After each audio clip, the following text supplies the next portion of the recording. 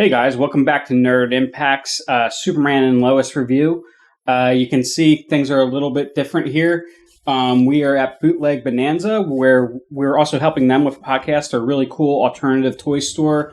Have lots of cool bootleg toys, lots of parody stuff, some original stuff that they're making in shop. Definitely check it out. It's in Pottstown, right across from the Argentos. And on the other side, was that the Penguin? Blue elephant. Blue elephant. There's no blue elephants there. It's like an Asian, but we don't care about none of that. We're here for the fun. We're here for the fun but stuff. It's at the corner of High Street and Hanover Street in Pottstown, Pennsylvania. So check it out. You can find all the lovely misfits that hang out here, making and doing cool and awesome things. But in the meantime, let's talk some Superman and Lois, man. We have 2 episodes since last we met. Which it kind of works out because we kind of carried one storyline, which I need to say off the top, I was kind of right with my Eradicator theory. Although Eradicator in this appears to just be the machine, and Morgan Edge was, I may butcher his name, Tal-Rho, Superman's brother, same mother, different father. He arranged marriage, right? Mm-hmm. And he's got, which I think I figured out today. His sigil is the Fleischer Superman S turned on its side. Yeah, it's amazing. Yeah, I was gonna show it on my phone real close to the screen. Like Morgan Edge was trying to implant the consciousness of past Kryptonians into citizens. Not just past, dead Kryptonians. Dead Kryptonians. into the citizens of Smallville. And the reason they were compatible was because of their exposure over time to the X-Kryptonite. Mm-hmm. We're not gonna do a whole review. These were 2 really great episodes, but guys, I know there were some great things in this, especially the last episode. Oh man, blew me away. It almost made me forget the episode prior to it. It's good that they were in continuity with one another. I still don't really have a grasp on where the what was it, episode 9? Yeah, episode 10. I'm sorry, episode 10 ended with the Eradicator being taken to the Fortress of Solitude, and then Superman did the solar flare to reverse the effects. We didn't know where Morgan Edge and his assistant, where were they? Where's that crazy place that him and Superman? It's his fortress in the desert. Okay, so but where's the desert? We in have the desert. Somewhat known. It's in the desert. Any desert. Right. Well, it seems like that, but they've somewhat established that where Superman goes and where his son goes, their Fortress of Solitude, it seems to be somewhere located in the Arctic, in the northern Arctic. That's semi-established. But this desert where they show up, it's like some ethereal plane, looks like something from Phantasm. And Tal-Rho's just in the desert. That's all we know. It's pretty cool. Could be in Kansas. It could be anywhere. It could be where Mufasa went. Watch. There's a town. There's a town just right over the edge of the. We think it's this super secluded place in the middle of Egypt, and there's just probably just a city, a bustling city. It does. Metropolis, right? It really looks. Yeah. Right over there. It's where Metropolis would be if it wasn't where they're at. Anyway. But just highlighting some of the things I found most interesting.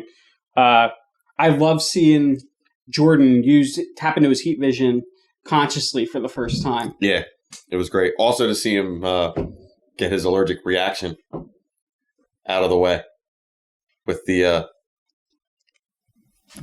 artificial kryptonite. When they did the. Yeah, we saw the after effects of that when him and Dad got sick. It was his first time getting kryptonite sickness. That was the previous episode, wasn't it? No, I thought that was episode 10. That was the because he missed the. Remember, he was supposed to be there, and her dad ended up showing up. Oh, you're right. Yeah. You're right. Yeah, you got it.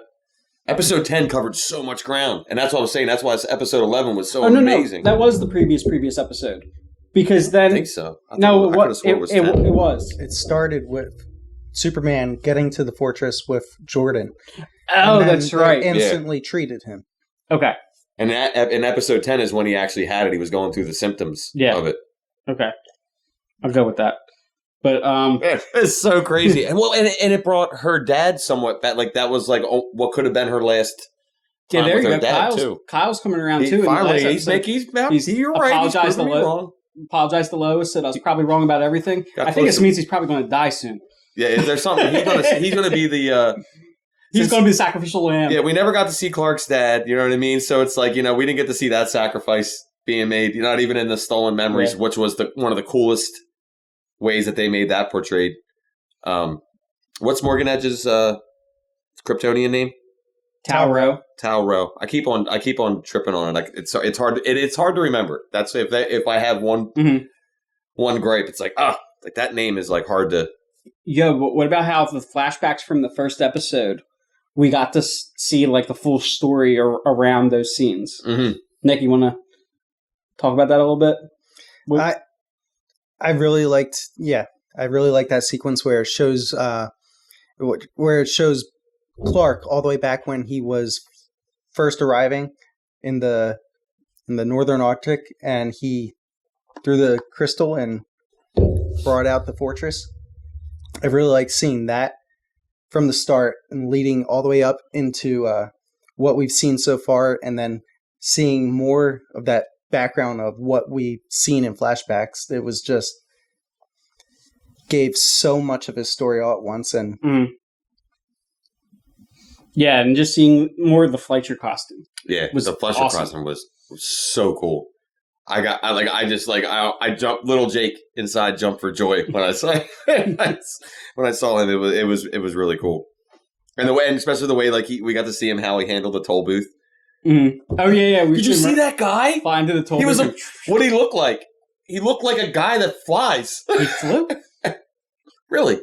He looks up, pretending he's looking for himself. It was very cool. It was very cool, and we got this, and slightly, if I'm correct, I think it was a slight twist on how Superman got his name. A little bit, the way that Lois did it. Yeah, well, it's kind of always some variation of Lois naming them. Yeah, it was pretty cool. The way that they did it worked really well. It felt very original to me. It didn't seem like something. Do you know who that villain was in that scene? Oh, I meant to look that up and I didn't. Wasn't the guy with the metal suit? It was a real jobber of a villain. It wasn't a super villain. It was just one of his first coming into Metropolis. I think it was right when I think it was the first in the comics. For some reason I remember that him coming into the Daily Bugle. Mm-hmm.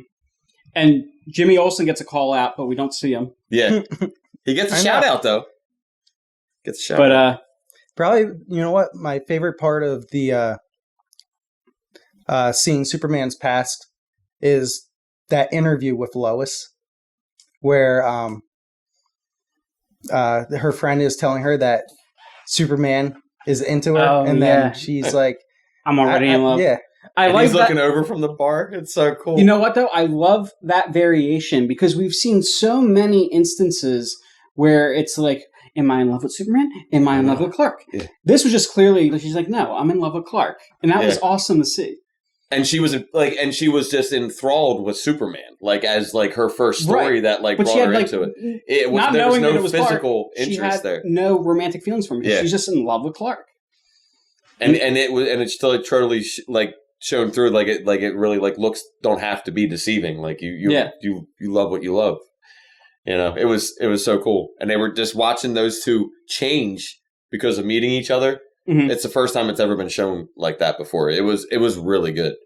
It honest to God, it's a slight sidebar from the two episodes. This has to be hands down the best first season release of a show ever on the CW or on its whole entire. It's so good. It's far surpassed any of the other in canon or not in canon shows of its type, in my opinion. It's so good. Now, of course, the big twist in this episode is when his family's endangered, Superman decides to go with Tal-Rho in exchange for their lives, and because clearly Tal-Rho is more powerful than him, which makes sense because he's been on Earth, been absorbing the yellow sun longer. And he knows he's developed some type of army and doesn't know where. Yeah. Because it's just waiting to wake up. And then, so he gets brainwashed in this evil fortress in the desert by evil half stepfather or whatever you want to call him. And then Zeta-Rho, right? I think so. Zeta-Rho. Yeah. But dude, they call John at the end that they call, well, oh, you know what? Yeah, they call him John Diggle, or they call him John Henry, because I think they're both in the next episode. John Henry only makes that brief appearance in the 11th episode, right? The most recent one. No, I don't think he popped up at all. We haven't seen him since he left town. Right.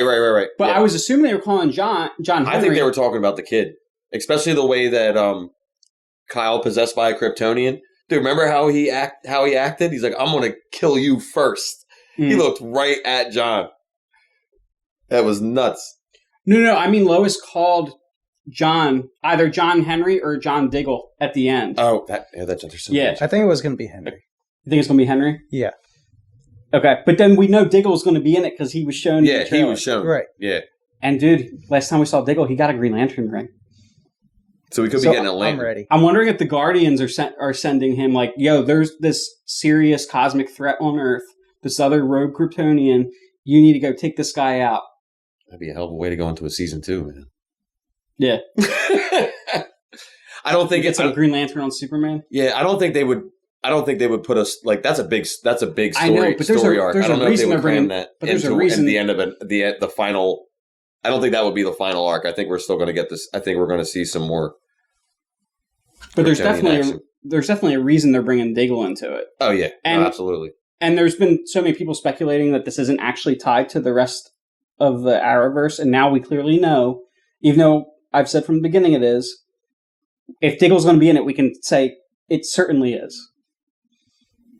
I don't even know why there was ever any doubt because of the way Crisis left off with twins or boys or whatever. Remember when they rewrote history? Yeah. So, but yeah, it was awesome. We can't wait for the next couple of episodes. There's so much more that we probably didn't get to. There's just so many highlights. Yeah. I mean, like we didn't get a chance to brush on the kids, but even the kids, and throughout all this, just watching Lois's dad. Oh, we do have to do a shout out for Jordan that he finally won Sarah over. Yeah, finally did. Yeah, score for Superboy. So congratulations, Superboy, and we hope it's Go ahead. I was just going to go into our. Go ahead. I was going to say tell him not to burn it. Instead of don't screw it up. Mess it up. Yeah, but don't forget to check out our other videos. Don't forget to like, comment, and subscribe. Until next time, stay nerdy.